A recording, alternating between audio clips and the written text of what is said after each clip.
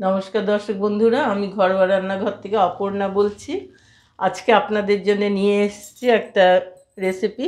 হামেশাই আমরা এটা বাইরে খাই, বাচ্চারাও খুব ভালোবেসে খায়, ফ্রেঞ্চ ফ্রাই। আমি আলুগুলো, এটা অত দেখানোর প্রয়োজন নেই, আলুগুলো মোটামুটি এইভাবে খোসা ছাড়িয়ে এরকম লম্বা লম্বা বড় বড় করে, বড় আলুগুলো দেখেই কাটতে হবে, কেটে নিতে হবে। আমি সেইভাবেই কেটে নিয়েছি, আলুর শেপটা দেখাচ্ছে। এবার এই জল দিয়ে 3-4 বার ভালো করে ওয়াশ করে নিয়েছি। নিয়ে এবার আমি গরম জল বসিয়েছি, গরম জল দিয়ে একটু ফুটিয়ে নেব। এই গরম জলে আমি 1 টিস্পুন লবণ দিয়ে দিলাম।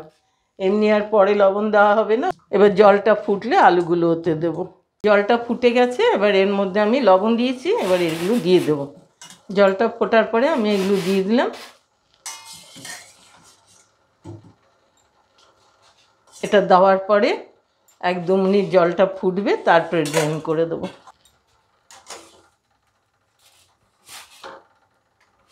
জলটা ফুটছে, এবার আলুগুলো এর সঙ্গে 1-2 মিনিট মতো ফুটবে, তারপরে এটাকে ড্রেন করে দেবো। একটু উল্টিয়ে পাল্টিয়ে দিতে হবে, লবণ জলটা পুরো এর সাথে মিশবে, এতে আর পরে লবণ পড়বে না। এইভাবেই এটাকে নেড়ে 2 মিনিট ফুটিয়ে নিয়ে ড্রেন করতে হবে। এবার ড্রেন করে নিচ্ছি, কারণ এটা তো সেদ্ধ হবে না। 2 মিনিট একটু গরম জলে জাস্ট ফুটিয়ে নেওয়া। এবার আমি আলুগুলোতে ড্রেন করে দিলাম। এই ঝাঁঝরিতে জলটা যেটুকু আছে ওর মধ্যে সেগুলো শুকিয়ে গেল, নিচে পড়ে গেল। এবার আমি কিচেন টাওয়ালে দিয়ে ঠান্ডা করব, শুকিয়ে নেব একটু। এবার কিচেন টাওয়ালে এটা আমি ছড়িয়ে দিলাম, ফ্যান চালিয়ে দেবো, হাওয়া একটু শুকিয়ে যাবে, ঠান্ডা হয়ে যাবে।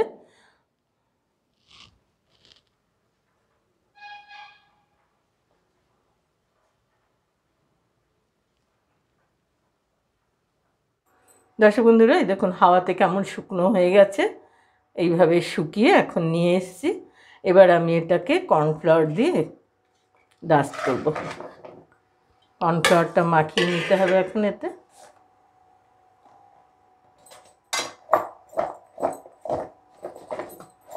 অল্প অল্প করে দিয়ে দিয়ে মাপ বুঝে বুঝে মাখাতে হবে। এখানে আমি তেল গরম করতে দিয়ে দিয়েছি। কর্নফ্লাওয়ার দিয়ে কি সুন্দর কোট হয়ে গেছে এটা সম্পূর্ণভাবে।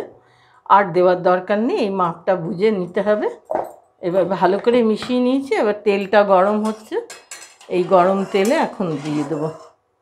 তেলটা গরম হয়ে গেছে, এবার অল্প অল্প করে ছেড়ে দেবো, বেশি দেওয়া যাবে না।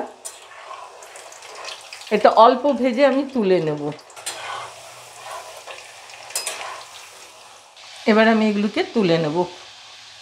এই প্রথমবার ভাজা হলো।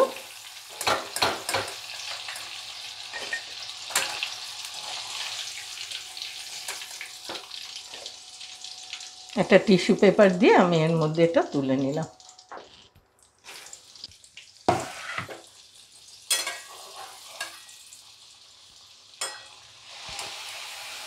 এবারেও তুলে নিচ্ছি।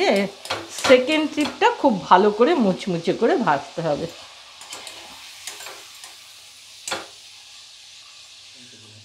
প্রথমবার এই অল্প করে ভেজে নিয়েছি, এবার দ্বিতীয়বার ভাজবো একটু মচমচে করে।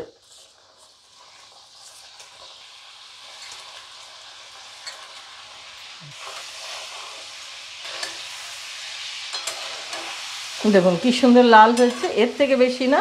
ফ্রেঞ্চ ফ্রাই এরকমই হয়। এবার আমি তুলে নেব। কীরকম মুচমুচে হয়েছে আপনারাই দেখুন, আওয়াজটাতেই বুঝতে পারছেন নিশ্চয়। এরকম বাড়িতে বানিয়ে খাওয়ালে বাচ্চারা খুব খুশি হবে, ওদের খুব প্রিয় জিনিস এটা। লট্ট ভাজা হয়ে গেল। একদম চিপস যেমন পাওয়া যায় সেরকম খাই আমরা বাজারে, সেটা তো হয় না। ফ্রেঞ্চ ফ্রাই অতটা ক্রিস্পি হয় না, আপনারাও খেয়েছেন জানেন, এই রকমই হয়। দর্শক বন্ধুরা, আমি ফ্রেঞ্চ ফ্রাই বানিয়ে আপনাদের সঙ্গে শেয়ার করলাম। বন্ধুরা, এগুলো বানিয়ে বাচ্চাদের খাওয়াবেন, ওরা খুব ভালোবেসে খাবে। বাইরের কেনাটা না খেয়ে 1-8 দিন মাঝে মাঝে বাড়িতেই এইভাবে বানিয়ে খাবেন। কীভাবে বানালাম দেখিয়ে দিলাম। রেসিপিটা ভালো লাগলে লাইক করবেন, সাবস্ক্রাইব করবেন, বেল আইকনটা টিপে দেবেন। নতুন বন্ধুরা অনেকের সঙ্গে শেয়ার করবেন। ভালো খাবেন, ভালো থাকবেন। আজকের মতো রাখছি।